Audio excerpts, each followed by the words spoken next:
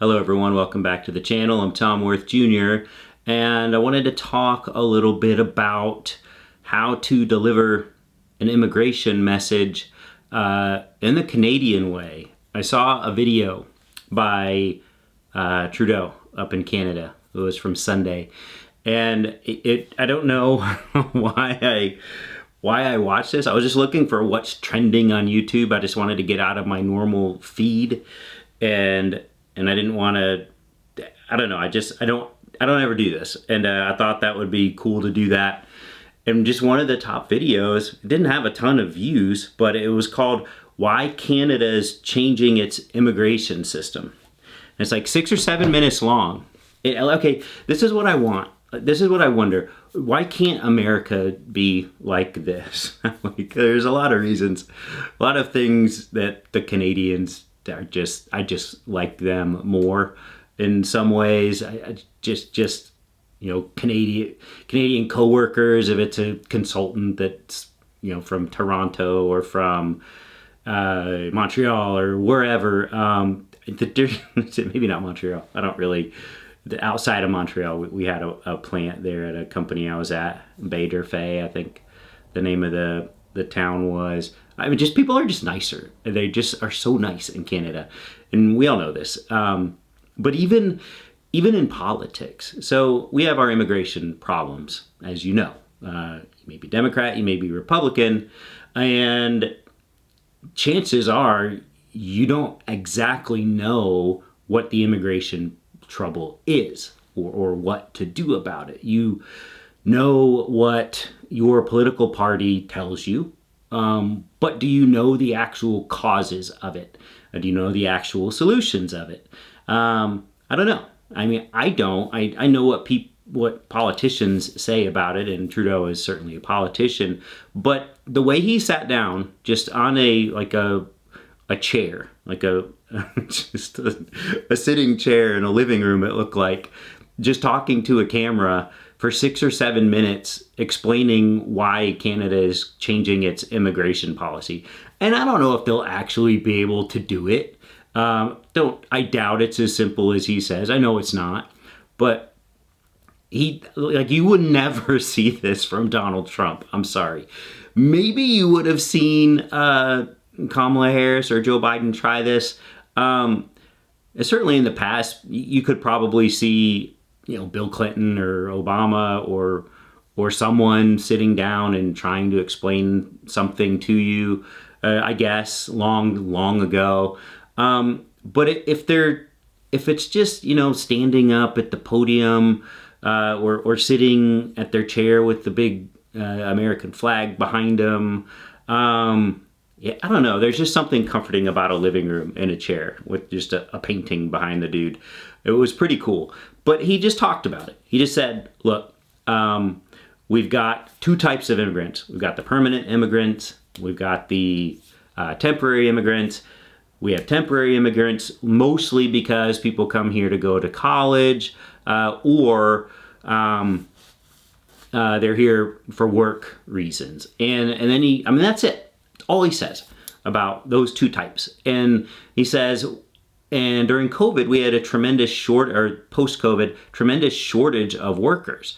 And so we brought more temporary people over to help with the work shortage. And then he says, we talked to all of the provinces, all the leadership from all the provinces, and said, well, what do you guys think?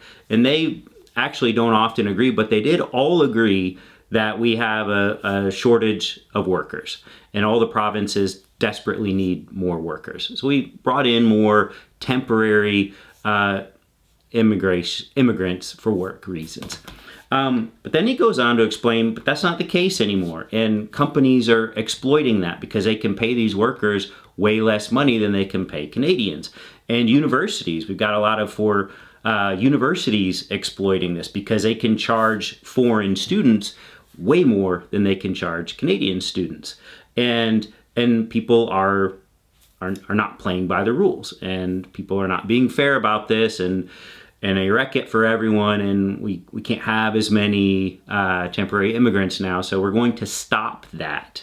And if you are a temporary immigrant and you want to be a permanent immigrant, you can go through our asylum program, and we will work through those and we will evaluate those. And if you can't stay after that evaluation, you have to leave. Now contrast that, it's very straightforward. And again, I don't know how involved it is, how long it takes, how many people it takes. I imagine it takes a lot of people to evaluate this stuff. That's why you need people in government to go through these things. You can't fire all the government workers and deal with the immigration problem. So what do Trump and the Republicans always say? They say we've got to deport everyone. We've got to build a wall. We've got to put more armed guards up on the southern border. And okay, maybe you need to do some of that stuff, sure. But why can't you just sit down calmly, rationally, matter-of-factly? There was even a chart on the screen. The simplest chart ever. It was just a graph. It was showing just a nice smooth line of immigration, or of population growth, immigration growth. I forget what it was in Canada, going up, and then it just went way. This is for immigrants. Then it went way up right after COVID because we had to bring all these immigrants over, and it kind of hockey sticked almost. But he said, now we're just going to stop it. We're just going to flatline it for 2 to 3 years. Again, he has specifics here. He has an endpoint. So it's going up like this, and then it hockey sticks, and then it flatlines, and then we'll open it back up reasonably when we need to. And you'll see that this original line will eventually be the same over here after going up and across. It just makes, I will link to that video at the end of my video. Usually I put a link to one of my videos at the end of it. It just automatically puts one of mine. I will put a link to this video. I just find the concept fascinating that a national leader right there in Canada with a problem like we have can sit there and rationally take 6 or 7 minutes, no theatrics, no anything, and calmly explain an issue to his people and why it's an issue and what they're going to do about it.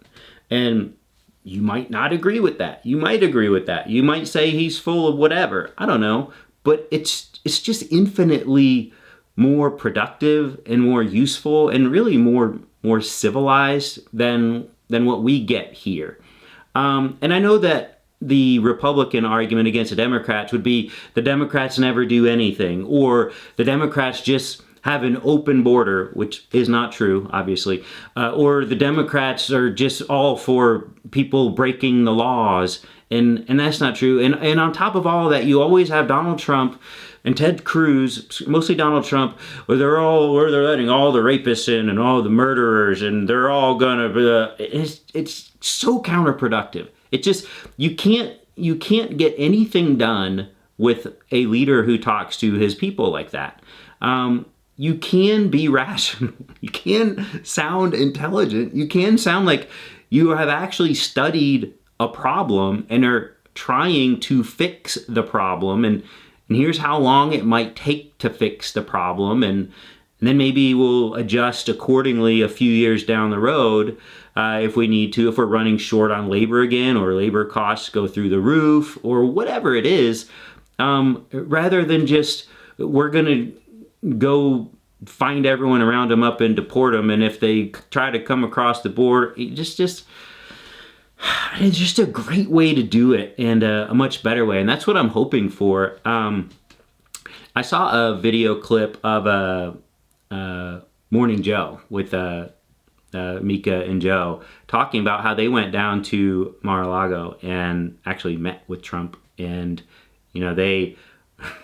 she hates him. She hates his guts. And Joe Scarborough does not like him at all and hadn't talked to him in a while. And because they know that for the next 4 years, we have to make this work. We can't, this is what I've been saying on my channel the last few videos, is we can't just, we can be upset about it and we should be upset about it, and we can't just give up. We can't, normalize Donald Trump and say everything's going to be fine and be delusional about it. That's not what we can do.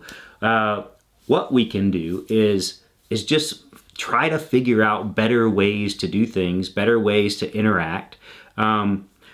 If you treat someone better, they will treat you better, whether they deserve it or not. That's just a fact. If you deal with a jerk at work and they're just a jerk to everyone and they're a jerk to you, but you're just nice to them and you're civil and you kind of, rise above that, they're probably going to treat you better than they treat other people who are jerks right back to them. It doesn't mean they're right. It just means you are trying to make your own existence better.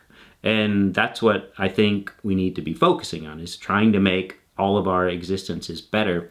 And I think this Canadian 6 or 7 minute video about a problem we actually have is a good way to do it. And I'm hoping over the next 4 years, Donald Trump can maybe try to be a little better. He won't be better, but maybe he can try to act a little better. We try to act a little better. Someone's got to make the first move. May as well be me. May as well be you. Maybe he'll follow along to some extent. I don't know. Joe and Mika are trying it. We'll see how far it gets them.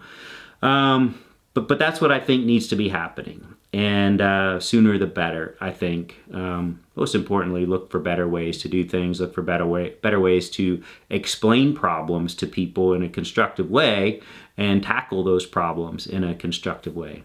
That's what I'd like to see. So if you have 6 or 7 more minutes, click the link at the end of this video. It'll be on the left side of the screen. And I just found it mesmerizing to see a politician just talking to his country in that way. And maybe you will too. That's it for now. And we'll talk later this week.